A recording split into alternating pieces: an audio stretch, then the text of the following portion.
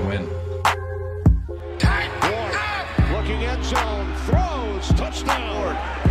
Taking a deep shot. DK is down there. DK, touchdown. Tighten up. Let's get it, Chad. Tighten up, Chad. Stop playing, Chad. Tighten up, man. Tighten up, Chad. Oops, tighten up, Chad. Welcome, everyone, to another episode of the Music City Audible Podcast Live. We are live here, presented by Sinkers Beverages, the premier wine, spirits, and beer store in East Nashville, in partnership with 440 Sports. I'm Justin Graver. With me, as always, Justin Melo. Justin, I feel as hyped as I felt to recap this game for a Titans loss in maybe my entire life, but definitely as long as I can remember. How's it going? Are you feeling, have you gotten over the little flu cold you had on our Thursday show? Not fully, but we're on the road to recovery for sure. I think you hit the nail on the head with your first comment there. I would say that felt as good as a loss could feel. Certainly as good as a loss has felt in the last 2 years, I would argue. And it certainly wasn't perfect, but to cut to the chase, I'm sure people are still rolling in here, but Cam Ward was really good by my estimation. Really good.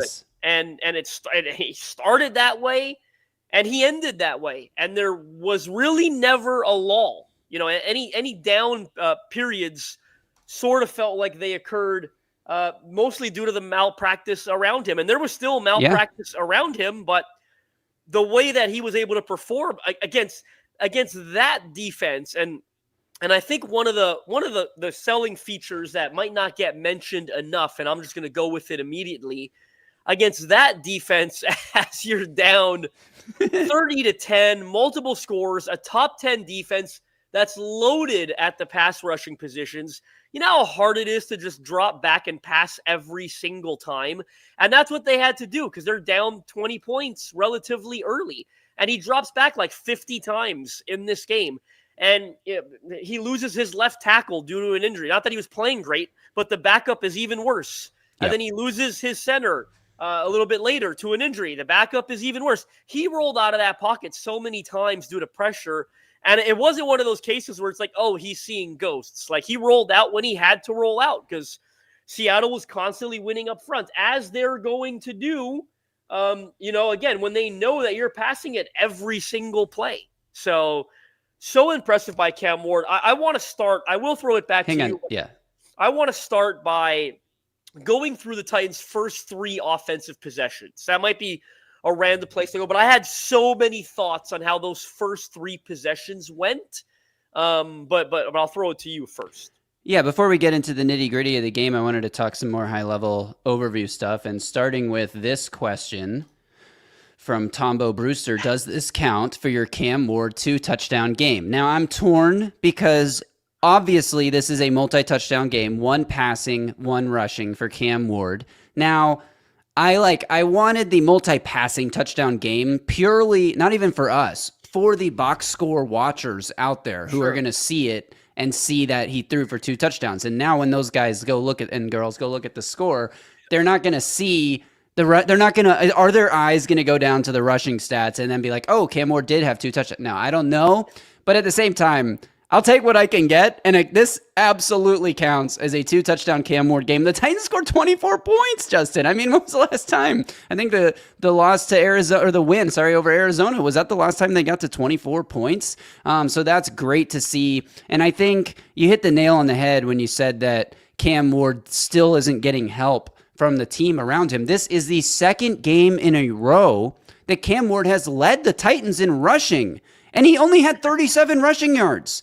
Tony Pollard, 11 carries, 20 yards, 1.8 yards per carry. Tajay Spears, 3 carries, 4 yards, 1.3 yards per carry. Julius Chestnut, 2 carries, 3 yards, 1.5 yards per carry. One of those was a short yardage conversion. The other was a 4th down where he gets stuffed. So, on that getting stuffed note, I believe that was the 4th Titans drive of the game.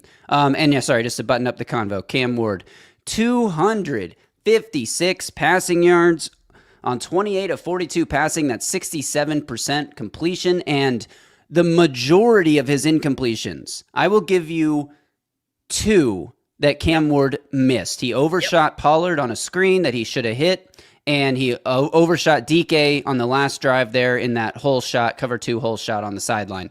Those are the only 2 incompletions that are really Cam Ward's fault. He had a couple of drops, a couple that were contested, broken up, 2 to Restrepo that I can think of right off the top of my head, and a number of throwaways or just blown up screens that he dirted. So this completion percentage, when we get the adjusted completion percentage later in the week that removes throwaways, I think this number is going to go up above 75% probably if I had to guess. So overall, excellent game from Cam Ward. About as good as it gets for a team that scores 24 points when you only have 1 passing touchdown. I mean, that's about as good a game as you can play. And if I'm not being harsh enough on him, I'd love to hear it in the live chat. But I really think this is the best game we've seen from Cam Ward in a Titans uniform against a top 5 defense in the NFL.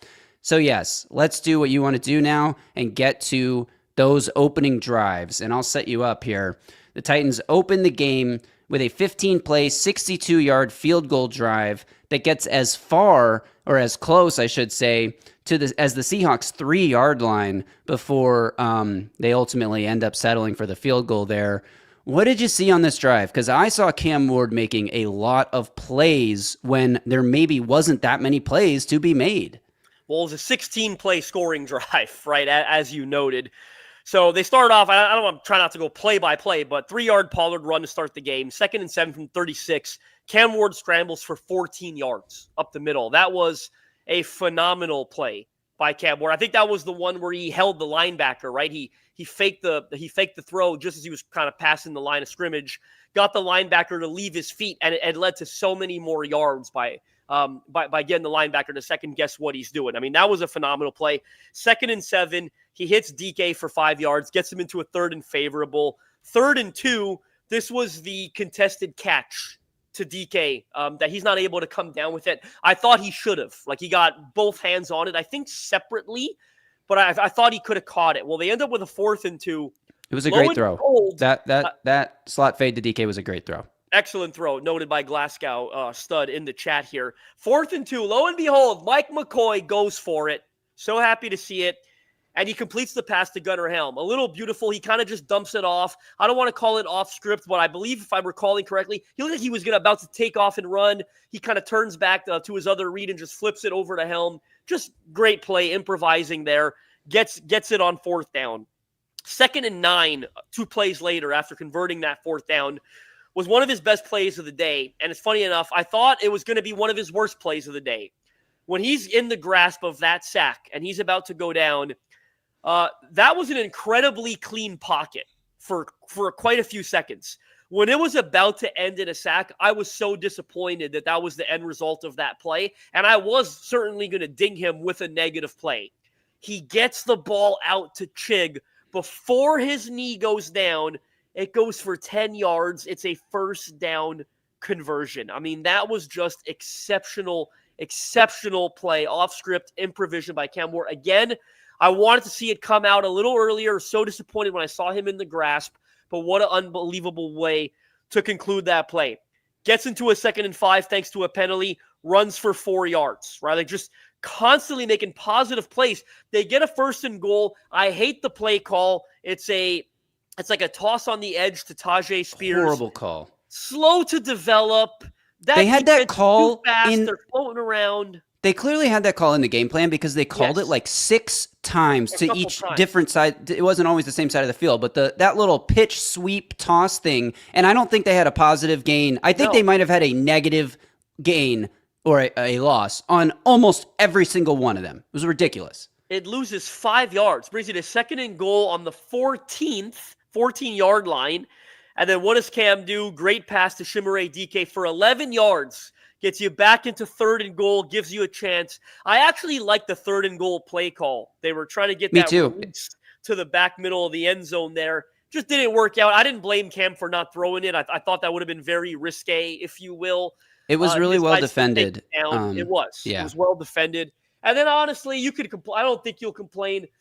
I didn't mind that they took the field goal there. I mean, the game had just started. He got sacked on Cam Ward tried running. He lost 1 yard on 3rd and goal. I didn't mind taking the points on the first series there. You want to come away with something when you've put together such a good positive drive. I agree with that. 100% agree with that. And I also think there will be people who say this, and I saw it too. Tony Pollard was open after it was like a play action to Pollard, and then he had that receiver coming around on the dig or the slant behind it. Right. And Pollard was open in the flat after the fake, but he was also open at like the 6-yard line. And we saw later, I mean, we hadn't seen it yet, but we saw throughout the game, Tony Pollard, I don't think he broke a tackle in this game. I mean, his inability to not get past a defender in space. Like, you can say Cam should have thrown that to Pollard in the flat there and tried to let him make a move to get to the end zone. I don't think the end result changes, so I'm okay with how that drive turned out. Now, getting to the second drive here, this is when the Titans kind of started looking more like the Titans. And it started bad with a rare mistake from Chimere Dike, who fumbles the kickoff out of bounds. If he just lets that bounce, it's almost guaranteed to be a positive play.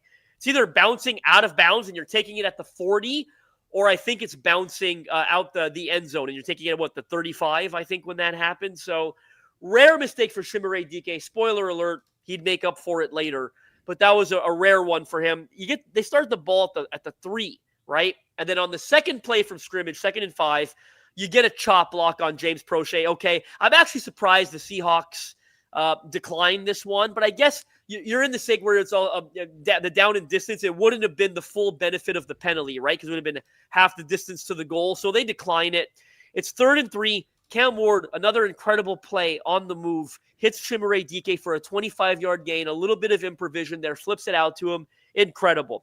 Well, right after that play, too many men in the huddle. You almost never see that. Look, maybe I don't know who it was on. I wish I knew who was at fault for that.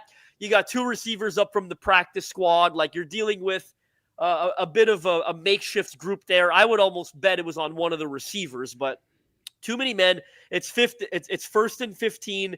Then you get a holding call on Peter Skoronski, which I did think was very wish-washy. I didn't like the call at all when I saw it on replay, but it's 1st and 25. And here's another, worst play call of the day is this run with Tony Pollard. 1st and 25, the way Cam Ward is playing, the defense is playing soft on 1st and 25.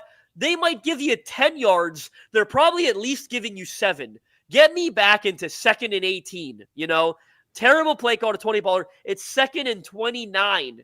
Terrible They lose play. 4 yards on this run. This was the same play that they lost yards on at the goal line, and they come back to it on 1st and 25. Like, what are you even And it loses the thinking? same thing, 4 or 5 yards, both times. And this is an aggressive, downhill, physical, thudding defense. They're going to have that covered. But like you said, you spread them out, you call a pass play there, or you go 12 personnel and call a pass play where you have a tight end in the flat, and he may catch the ball 1 yard downfield, and exactly what you said, he's going to have space to pick up yards. Maybe he gets even more, maybe he makes a guy miss. Like, it was so mind-boggling. But yeah, now you're in 2nd and 29. Now what?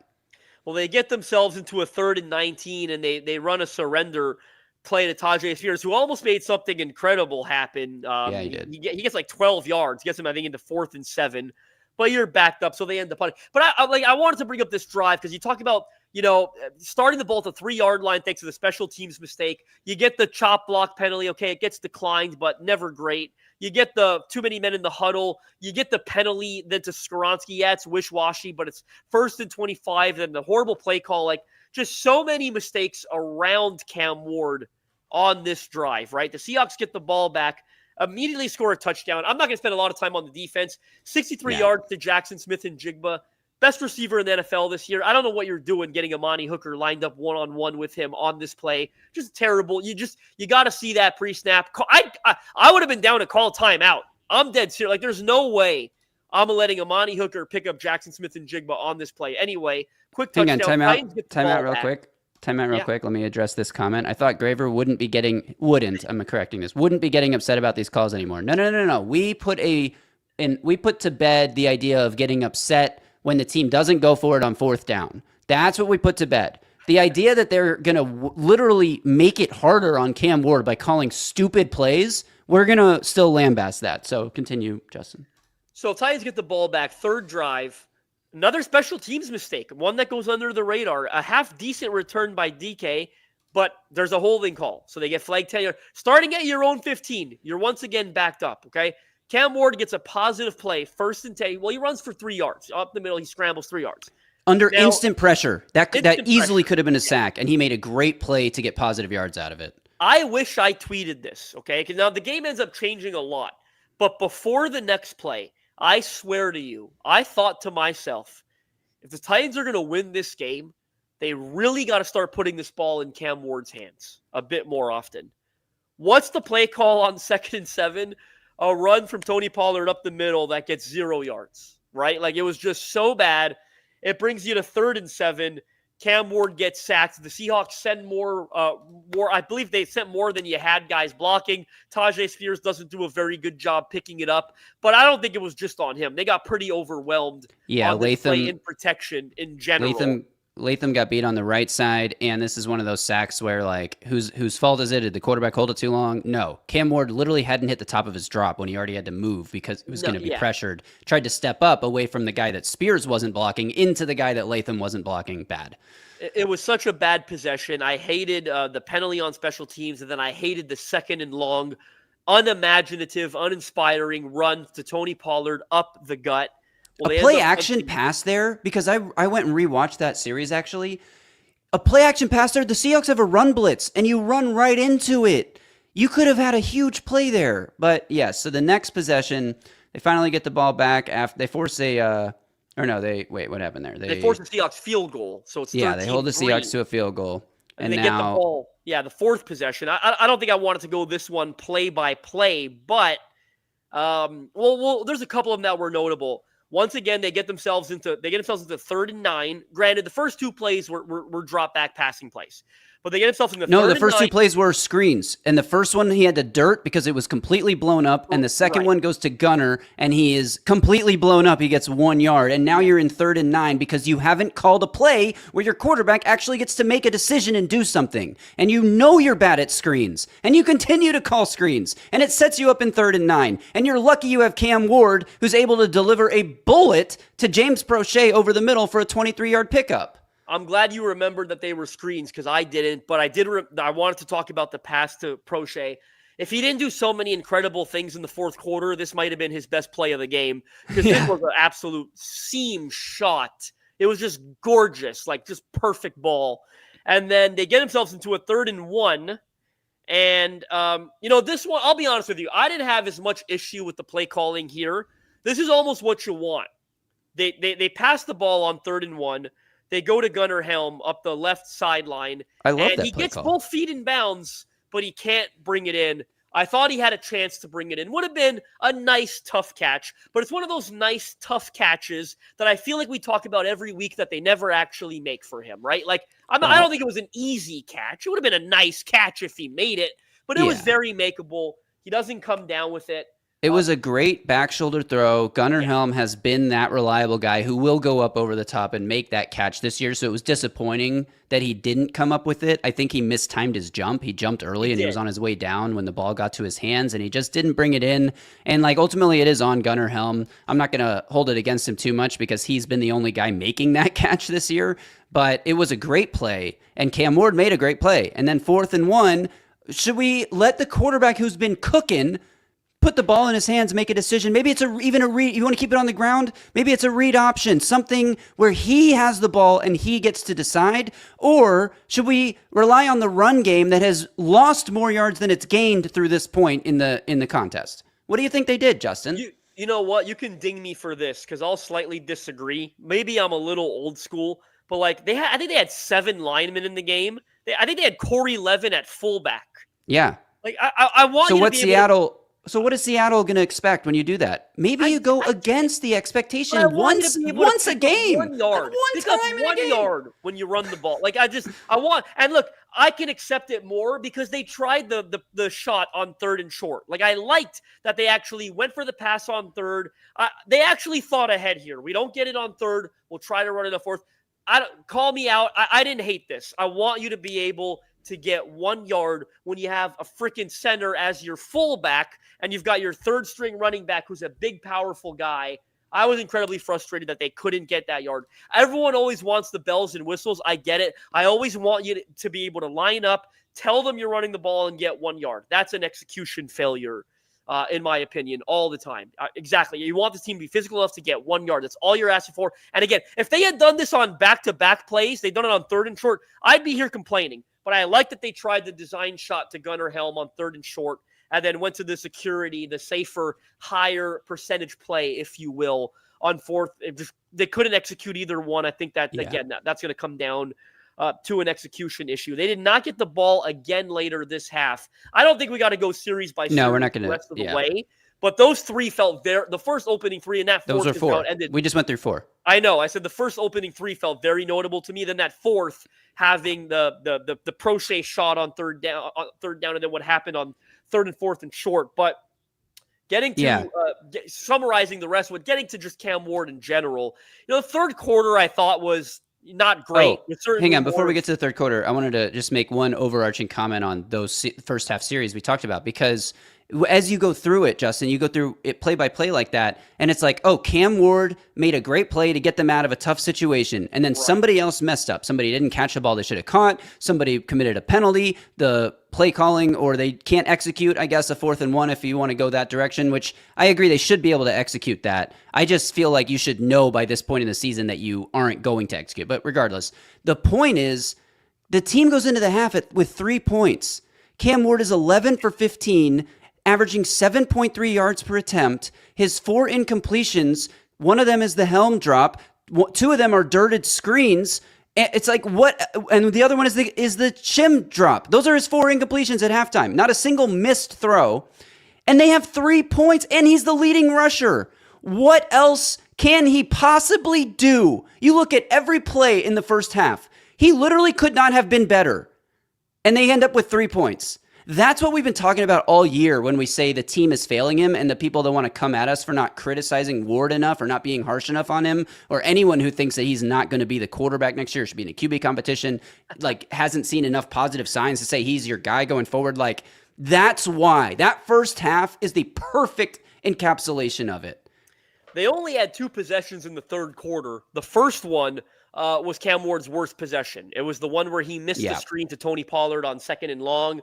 And then on 3rd and long, I got to see the all-22, but he takes a sack. And I did think this pocket was clean enough for long enough that ideally you want that ball to come out. Now, again, I don't know what it looked like from the end zone angle, but certainly I felt like there was long enough there to, if you throw it away, it's 4th down and you're punting anyway. But maybe he would have had a lane if he commits to running earlier. I don't know, but that was a negative possession. The next possession, again, I'm not going through possession by possession. This is where they really started to show life again, because they're down 30-10. This is a 13-play drive that has a bunch of positive plays by Cam Ward, and it ends with what I thought was a really nice 6-yard touchdown run on a 1st and goal. He got them in the situation. They had a 3rd and 5 on the 21, and it's a 15-yard pass to Gunnar Helm to get them into 1st and goal on the 6. So this was really an outstanding possession by the Titans. It really gave them life, and to me, felt like this game's not quite over yet. Yeah, and you skipped the DK punt return touchdown, which I think was the igniter that made them realize the game's not over, and just because the offense hasn't scored more than 3 points, we can still make plays. And DK, I kind of want to get through the rest of the game talking about Ward, and then we obviously need to talk about DK and Restrepo briefly at the end of this show. Right. But yeah, I also thought, yes, that drive energized them for sure and gave them the fuel they needed to get through the end of the game with a chance to go make it a game. But the DK punt return was that first spark that really ignited them. I think the reason I forgot that, to be blunt with you, is right after that, the Seahawks scored one of the easiest touchdowns you'll see, and they made it 30-10. It still felt over to me that's fair. When it was 30-10, right? So to me, the real igniter was this 13-play. They had a 16-play scoring drive, a 13-play scoring drive, and then a 15-play scoring drive in the 4th quarter. We've talked about wanting to see them sustain drives, and make no mistake, we cannot give enough credit to Cam Ward. He is the reason that they had these sustained drives. It wasn't anybody else. A couple of those guys made some catches, of course, but for the most part, this was Cam Ward just making magic happen time and time again. His play throughout the 4th quarter was unbelievable. The Titans' first possession was a 12-play drive, and eventually it falls apart. Why? Because they just can't they can't help him enough, right? Like it's 2nd and 7. He makes a nice play to Xavier Restrepo, who that wasn't his first play, but that's supposed to get him into third. I think he was 1 yard short. Restrepo would have been like 3rd and 1, but they have a holding call on Ali Udo, who's in the game for Dan Moore, and now it's 2nd and 17. And guess what happens on 2nd and 17? Derek Hall beats, I believe it was Ali Udo again up that left side for a sack, and now it's 3rd and 21. Another instant sack, like those kind that Cam Ward can't even do anything to try and avoid, and those are the ones that are really killer. But for this play, like for this drive, like they had a 4th and 1 right away, essentially, and he escapes pressure, and I thought he was dead in the water, and he picks up what he needs. He gets. Oh, sorry, no, that was the QB sneak. That was the QB sneak. And but he just gets enough, of course. Yes, the Seahawks end up counting it, but it sticks. I don't know if he got it. According to the rules, he got it. It sticks. And James Prochet definitely didn't catch that one where he had to dive back towards the middle of the field and they got the snap off quickly. I think it was before that one. I think, or was it? Yeah, before that one. You had the play that we absolutely cannot gloss over. It came shortly after the 4th down conversion. Was the 3rd and 4 to Xavier Restrepo. I mean, we had been wanting to see Restrepo all game, obviously. I don't know this for sure. I think he played 1 snap in the first half. Like, I was looking for him. I think I saw him just 1 time, okay? He played a couple of snaps in the first half, but every time he was on the field in the first half, they handed the ball off. Yeah. So he didn't actually run a route. Once, but if it was more than once, it might have been 3 or 4. Like, I think he actually was part of the illegal substitution, too many men in the huddle penalty. It doesn't count as a snap, though, I don't think, right? Like, right. They didn't run a play. So, but as they're chasing the game, you finally start to see him a lot more. For his first target was the one in the end zone that I guess was slightly underthrown, but he could have made a play on it. But it was a really that's one of those ones I don't really ding the quarterback or the receiver. Like it would have been a nice catch. He didn't make it. I kind of could live with that one. You got an all-pro defensive back, a cornerback there in Devon Witherspoon, making a really nice, getting his hand right in between Restrepo's hands. I mean, that would have been an incredible catch if he came down with that. You took a shot, and it was a good shot to take, and it didn't work out. I'm not blaming anybody. The 3rd and 4 to Restrepo, I mean, that was as exciting as his first career touchdown pass to Alec Iomanner. Yeah. The one that he had a week later, week 3 in Houston to Iomanner in the first quarter that he also rolled, and it was a huge off-strip completion. Like this, I thought, again, he was dead in the water, had nowhere to go. He keeps buying time, extends himself right side of the sideline. He's almost out of bounds, and he finds Restrepo. I think all of Titans Twitter collectively lost their minds on that one. It's like a 14, 15-yard pickup. I mean, just phenomenal. And then from there, it felt like Restrepo didn't leave the field. Right. Yeah, I agree. He's getting knocked out of bounds as he makes that throw. You know who that throw reminded me of? That play, the whole sequence to get away? It was like the Super Bowl McNair scramble where he sets it up on the last drive where McNair gets out of the pocket, stays on his feet, and makes the throw downfield. It also was very Josh Allen-esque, who does that thing where he gets right up next to the sideline before flinging it back to the middle of the field. If Josh Allen or Patrick Mahomes or Jackson mother effing Dart had made that play, NFL Twitter would have tweeted it. It would have 15 million views right now. It would be the highlight of the week, but because it's Cam Ward in Tennessee in a game that you're already losing by 2 scores, and that even though you did make it a 1-score game, it was never real. You had to recover an onside kick if anyone was ever going to actually think you had a chance to win that. But that was the play of the week. The play of week 12 was that Cam Ward play. And it was one of 5 incredible plays he made in this game. It's a shame Ali Udo. That's when he ruined it immediately with the holding penalty and then the sack. So then the next Titans possession is again and listen, if you want to some negative Nancy's going to get on Twitter and tweet at me and say that that was garbage time. I got the impression the Seahawks were a little worried about this game in the fourth quarter, giving up the DK touchdown, punt return, and then later giving up the Cam Ward. They were a little bit worried about this game, in my opinion. Yeah. No, if you score on this drive, this is the drive that ended on downs, right? Yes. But now if you score on this, right? But I was moving on to the final. Okay, yeah. Drive. My point is, I still didn't consider that garbage time. No, definitely not. 5 minutes left in their own 40. The Seahawks had a terrible offensive possession that got the Titans the ball back. I think Mike McDonald was a little worried about this game. They were not playing soft by any stretch. They get into I'll go through it a little bit. They get into 4th and 4, and he hits Van Jefferson. It looked like a quick slant to me for 11 yards. Okay. They get into a 4th and 6, and he runs for 9 yards up the middle. Back-to-back 4th down conversion, 4th and long each time, essentially. Well, 4th and 4 and 4th and 6. They get into 4th and 5, and he hits Tajay Spears because every play, it feels like on this possession, he was running from pressure. Every single play. Yeah. He hits Tajay Spears on 4th and 5. It goes for 9 yards. Okay? And then he's got a 2nd and 5 on the 13, and he hits Xavier Restrepo 1 yard away. I know. Listen, I'm not a big gambler at all, but for fun, I took 2 bets on this one. I had a Cam Ward anytime rushing touchdown, which cashed, and I had an Xavier Restrepo anytime touchdown. I was so mad. Like, I almost got both. When that one fell short on the one, I was like, oh, what an afternoon that would have been. We all wanted that so bad. But anyway, on the next play, he hits DK for a touchdown pass. Cam Ward was unbelievable in this game. I'm so glad it happened because most of these podcast listeners are really, really smart, and our viewers are really smart, but we still get a couple people who come in here and talk, Cam Ward, this is the vision that you and I have seen all season long.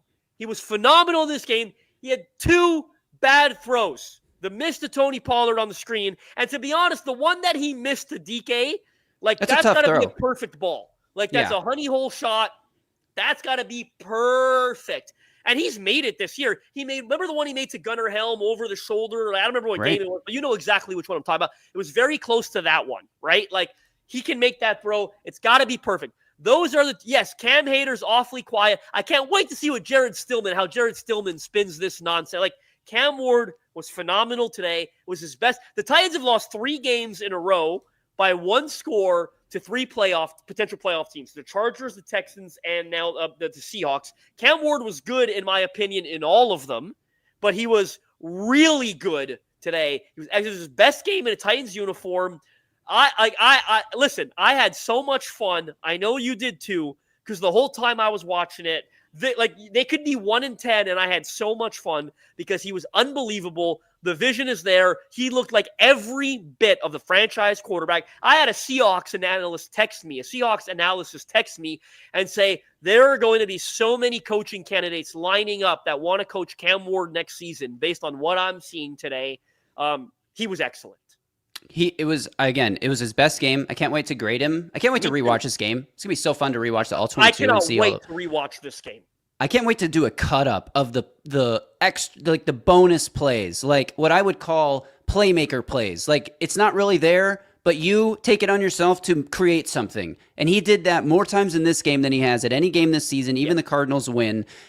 And yeah, I mean, I can't wait to post a cut up of everything he did this week. It was truly NFL quarterback level play, again, against a great defense. And throughout all of that, he did not put the ball in harm's way a single time. He didn't even have an almost interception. He didn't have anything. I mean, he had the screen that the announcers said was just well read. Yeah, the announcer said almost picked it off. Dude has his left arm fully outstretched and got his fingertip on it. That is not almost picking it off. That's breaking it up, and it was a great play by the defender. But there's nothing. That's not on Cam Ward. That's on the scheme and them being able to understand what's about to happen because the Titans have done this too many times. But when it comes to like national people taking notice, first of all, I tweeted a clip from the Athletic Football Show yesterday morning of Derek Clausen at QB Class on Twitter and Dave Hellman, who I used to work with at Fox Sports, talking about why they believe in Cam Ward. And they even said, like, I think this, like Robert Mays, the host of that show, says something like, this is a weird week to put this take on the record.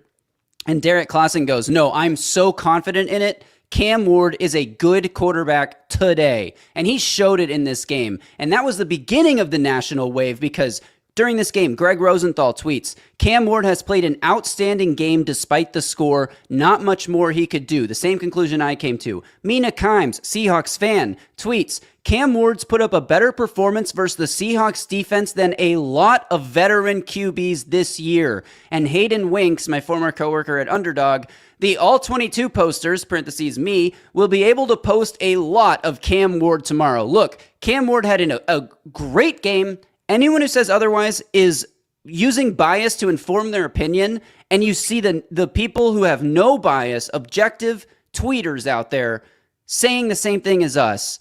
I think that this was his coming out party. This was the break. He played a full game of good football. He had 2 plays on one drive that we could say he kind of screwed up. The miss to Pollard, shortly followed by taking a bad sack.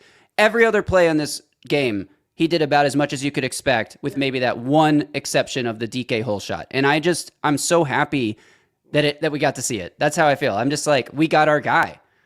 Let's talk quickly, I think, about it. I have no doubt that we've got our guy, and he was unbelievable today. Let's talk a little about Xavier Restrepo and Chimere Dike. Sometimes the fans are right, okay? I felt like I was taking crazy pills. I hate being that guy who, because I always believe, coaching staffs, they know more than us. I still believe they know more than us.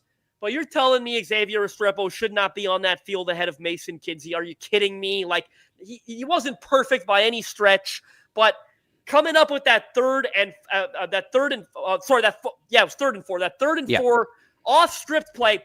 What did we say last week when Mason Kinsey did not turn the right way, or Cam Ward, whatever you want to blame it on? What did we say about that play? Xavier Restrepo knows his quarterback, right? Xavier Restrepo is going to do the right thing in that situation because of the chemistry they have. Well, the first off-script opportunity that they have in this game, you see how many yards did Restrepo run on that route? He took it everywhere he could until he came back and settled in that zone, wide open. Cam Ward hits him. The chemistry mattered on that play. It matters between the two of them. He almost had 2 touchdowns in this game. He targeted him in the end zone. He almost came down with it. One-on-one coverage against an all-pro corner in Devon Witherspoon. And then again, he's tackled at the 1. When he caught that ball at the 1, I was so hoping there was going to be a lineman coming in from because he stayed up on his feet a little bit. Push him into the end zone. There was no one there. You cannot tell me that Xavier Restrepo does not belong in some capacity. And even if the jury's still out on that, give me one receiving game in the last 5 years that Mason Kinsey has done that. He is no doubt about it, better than Mason Kinsey, no doubt about it. He belonged out there today. Everyone who called for it was right. Yeah, and here's what I'll say about that is, first of all, obviously, Moose Johnston was like astonished that Xavier Restrepo knew the right direction to run, that where his quarterback wanted him to go. We've heard Cam and Alec and other receivers talk about that Cam likes it when he's rolling to the right. If there's space to the opposite side of the field that would make a crossbody throw, that he likes the receivers to run to that space because he has the arm to make that throw. And Moose Johnston's like, oh, Mike McCoy's going to have something to say to Cam Ward about that throw. You never want to throw it back across your body. It's like Restrepo was standing in a cornfield of nothingness. Like, he had no defender anywhere near him. That was not a dangerous play at all. Mike McCoy's going over to Cam Ward saying, you made me look smart. Thank you, Cam Ward. He's not giving him any coaching points on that one. That was incredible. And it's just so obvious that, of course, the chemistry that Restrepo has with Cam Ward is going to translate. Of freaking course. You have a quarterback who thrives off script. He needs receivers who know what to do when the script breaks down. And the fact that Mason Kinsey played even ahead of James Prochet is shocking. James Prochet was great in this game. He didn't have a ton of opportunities. Yes, I know what you're talking about. Yeah. With training camp, we kept every beat reporter, James Prochet, keeps making plays out here. We thought he was going to make the 53. He doesn't end up making the 53. How do they think Mason Kinsey? And he's got a lot, if they want to use the special teams experience for Xavier Restrepo, he's getting used to playing on kickoffs, punts, blah, blah, blah, blah, blah. Okay, listen. James Prochet's played a lot of special teams throughout his career. Yeah. So there's no special teams excuse for James Prochet. There's no doubt about it that he's better than Mason Kinsey. If Mason Kinsey is not cut from the active roster for Restrepo tomorrow, I'm gonna have some tweets to tweet off. Okay, let me just say that. Listen. Hey, roster and Mason Kinsey on the Rashid Shaheed punt return, where the really short punt. You up for that. Where he caught it across the Titans 50 and then gets it all the way to the 26-yard line. There is one player on that coverage unit who is there to make the tackle. And instead of making the tackle, he dives fully outstretched and doesn't even come close to Shaheed. Guess who that was? That was Mason Kinsey. He's not even good on special teams. No. And he's had a ton of bad special teams reps this season. Remember the one he got blocked into the returner? Yeah. The only reason I'll call you out. Don't have some tweaks because the way roster construction works in this league, they're going to maximize those standard game day elevations probably. Like they're probably, they might, but if they don't promote him to the 53 immediately, Restrepo, it's not a big deal because they might want to take advantage of the rule, get him 2 more elevations before having to promote him you just get more guys that way. Unless a team like the Buccaneers or somebody who's been dealing with a ton of receiver injuries turns the tape on in this game is like, hey, you know what? This guy was really good in college. But he has to agree to that. And I don't fair. think there's any scenario right now where he would, based on fair, what he did fair there point. playing with Cam Ward. But anyway, I still think it's crazy that even James Prochet was playing behind Kinsey, and I think we've probably seen the last of Kinsey. No one's going to talk about that, but it's nuts. And Mike Herndon tweeted this just a few minutes ago. Xavier Restrepo definitely deserves some run over the last 6 games. He looks like a guy who belongs in the league, and I think that's the best way to say it. Like, he wasn't outstanding. He wasn't running wide open, and he didn't have 150 yards and 3 touchdowns or anything crazy. He wasn't Jackson Smith-Njigba, who had 167 yards and 2 touchdowns. But he was a productive member of the offense who made plays for his quarterback, who got open on that goal line play that you talked about where he almost got in the end zone, had that play on the drag route where he couldn't quite get the first down, but Ole Udoh gets called for a hold, so it doesn't matter. I think the best way to say it is he looks like a guy who is, in his first NFL game ever as an undrafted rookie, he looked like he belonged, and we just want to see more of that. You hit the nail on the head, because what were we saying? Run him out there. What? He's really slow. He sucks. He runs a 4.74, whatever the heck the number was at the pre-draft trading process. He did not look like he sucked, did it long. He did not prove the coaching staff right for just keeping him on the practice squad for the first 12 weeks of the season. We'll quickly close with Chimere Dike. Not a whole lot to say. I thought it was so uncharacteristic of him to have that fumble they start that possession on the 3-yard line. How do you make up for it? I mean, this guy's unbelievable. When he was returning that punt, and as soon as I started seeing him reverse field, I think he reversed field on it, right? Like reversed field. I was like, oh, he's got a little something. And even then, though, I still thought this is a good 20, 30-yard return. He's got some. Like, when he went all the way, I was like, holy crap. Like, I never saw it coming until it was obvious that he wasn't going to get caught. Like, even when he was on that sideline, I'm like, someone might shove him out of bounds. Like, he might, an unbelievable special teams player. And he's a pretty darn good wide receiver, too. Like, this, I can't say enough good things about him, especially because we all dogged, this is the 4th round pick we liked the least. We liked Gunnar Helm, and he was the first one they made. And you're not starting to see, you can see why he goes ahead of an Alec Iomanner, to be honest with you, right? Like, we didn't see it then, but we certainly see it now. And that's a tip of the cap to Mike Morganzi, because we didn't see it then. But this guy's been unbelievable. He's so dynamic. He's so explosive. And the best thing is, he's not just a gadget guy. He's not just a special teams guy. No doubt about it that he contributes at wide receiver as well. I don't know that he's ever going to be a superstar receiver. I don't even know if he'll ever be a high-end number 2. But I think there's no doubt about it that he is a productive, very, very productive, useful, effective member of your wide receiver room.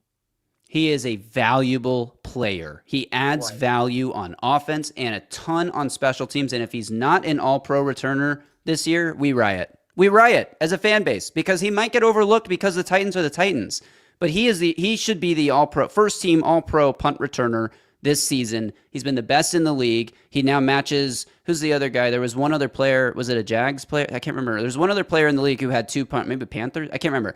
One other player in the NFL had 2 punt return touchdowns, was the only player in the league with 2 punt return touchdowns this year. Shimmer DK now matches that number in this game with a 90-yard return. And he had like the first few big plays on offense. He was quiet in the second half except for scoring the touchdown. But that 3rd and 3 where Cam Ward lays it perfectly to him and he takes it for 25 yards. The only really missed opportunity he had was the slot fade on that 3rd down that he didn't come up with. But overall, I think you look at the rookie class right now and you say, Cam Ward, he's that dude. And today, I don't want to say solidified it because everyone can have a good game and then look bad the next week. This is the NFL. It's about consistency, and the next game is always the most important game. So we're not going to put anything in stone yet. But Cam Ward showing us why we believed in him today. You got Kevin Winston Jr., that goal line stand they had early in the game where he comes crashing into the backfield, and then on the next play or the next two plays later, I can't remember, he tips the ball at the goal line up in the air. I think it was the next play. Like, he made back-to-back plays on the goal line to have a stand there, an goal to go stand for the defense. Marcus Harris breaking up passes and getting chippy in the run game. I mean, he looks like the Titans don't miss Roger McCreary because of him. And then obviously Gunnar Helm leads the team in receiving today, 6 for 51. Shimmer DK 5 for 44 and a touchdown with a 90-yard punt return touchdown. Xavier Restrepo, the UDFA, coming up big with that third down conversion and the catch to set up DK's touchdown. I mean, what a hell of a rookie class the Titans have. And as miserable as this now 1-10 season is going, the Titans still have control over the number 1 pick. Wow, thank you, Fish Pit, for the super chat, $5 super chat. Fish Spit 7734, thank you for all of your work this year, Justin. No, thank you. We appreciate that a lot. Very sweet of you. Appreciate that. And we will read any and all super chats that come in as long as they aren't offensive or insensitive. So thank you, Fish Spit, which is a hilarious name, 7734. But yeah, just like you may be down about the way this season has gone, but the future, it honestly has never felt brighter for this iteration of the team, because you think you finally have a true franchise quarterback for the first time since Steve McNair. Maybe. I mean, I think so. Some people might disagree, but it's too soon to say that.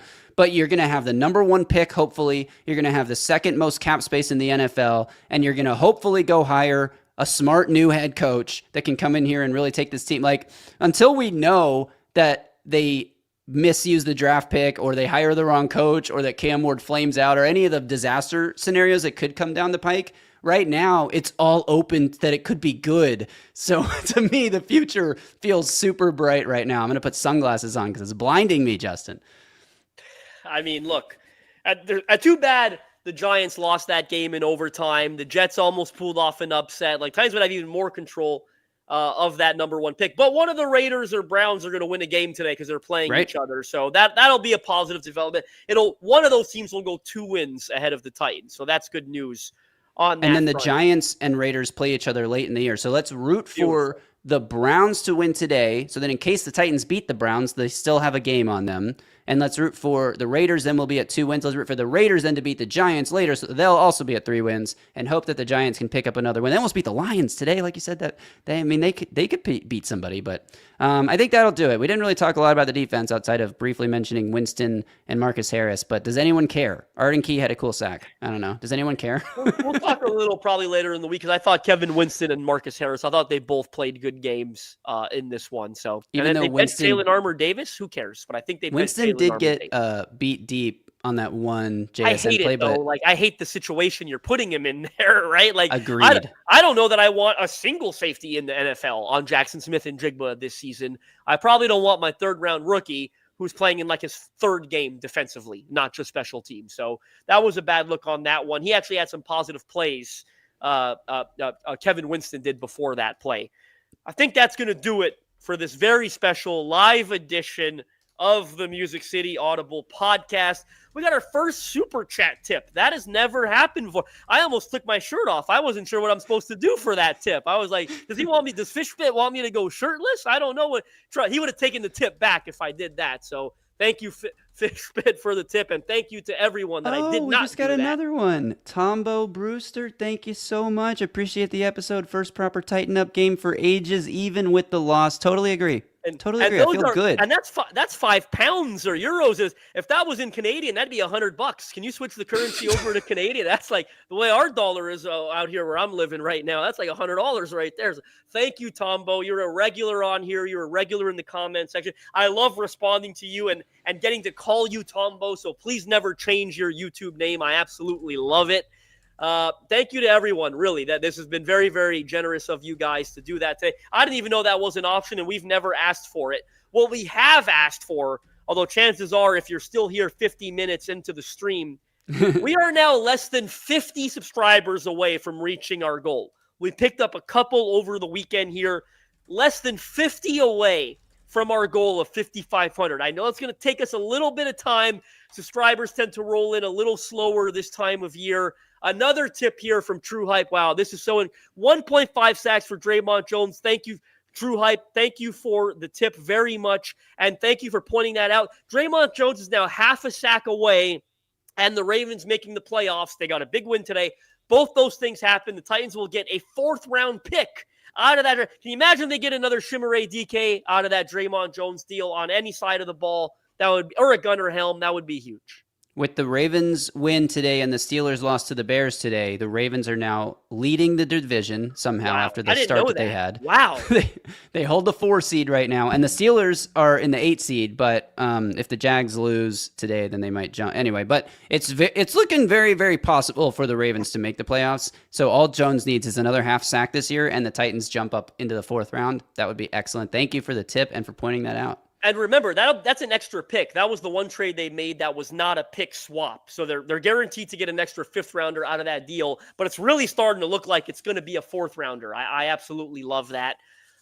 This has been a lot of fun. We went for 50 minutes because it was so much fun, because that game was fun. And Cam Ward played the best game of his rookie season. We will be back tomorrow. Ideal game. Last thing I'll say, ideal game because Cam Ward played out of his mind and the Titans still lost. And it was close and fun, but we don't ruin the draft position. Ideal game. They finally did the actual. We said it a couple weeks ago that it felt like an ideal game. No, the Houston game, we said ideal game. This was the actual ideal game. Yes, this was better than the Houston one because they showed more life offensively. That Houston game had that awesome 95-yard drive to tie the game. That made it feel pretty great. But this one was just really, really fun. Thanks to everyone for tuning in. Thank you for the tips. I didn't even know that was an option. Really appreciate 3 of you for doing that. That really is above and beyond to support the channel. Thank you so much. Tell a friend, subscribe. Wait for this stream to end. Stick around for 30 seconds and leave another comment, because once the video uploads and those comments get in, you're going to help boost the algorithm. You're going to help us get into the feeds of those who missed the live stream and couldn't join it but could watch it really starting now. So thank you so much. Leave a comment below. Subscribe to the channel. We will be back tomorrow, probably talking more about Cam Ward, because hopefully we'll have a chance to review some of the tape by then. But again, we're on the right track. You could see the vision. I love that. I love being a fan of this organization. I love where they're heading. Keep the faith. Keep maintaining. They've got quarterback figured out. That's all that mattered going into this season. Until tomorrow, y'all stay safe out there and tighten up.